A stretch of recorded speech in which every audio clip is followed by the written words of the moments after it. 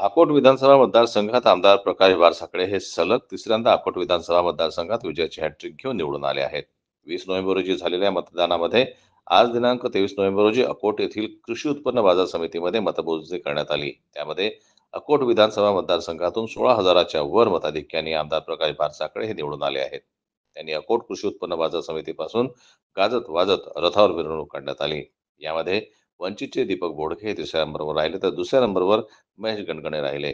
यामध्ये प्रकाश बासाकडे यांना 93,338, तर महेश गणगणे यांना 74,487, तर दीपक बोडके यांना 34,132, ॲडव्होकेट सुजाता वानखडे 479, सुनील डोवाळे 792, ललित बहाळे 5,955, अन्सार उल्ला खान 626, गोपाल देशमुख 177, नितीन वालसिंग 187, राम प्रभू तराळे 2,381, लक्ष्मीकांत कोटकर व म्हणजेच नोटाला 1,161 मते मिळाली आहेत. तर 18,851 एवढ्या मतांनी आमदार प्रकाश बारसाकडे हे तिसऱ्यांदा हॅट्रिक घेऊन विजयी झाले. न्यूज करता अकोटहून देवानंद खिरकर यांची रिपोर्ट.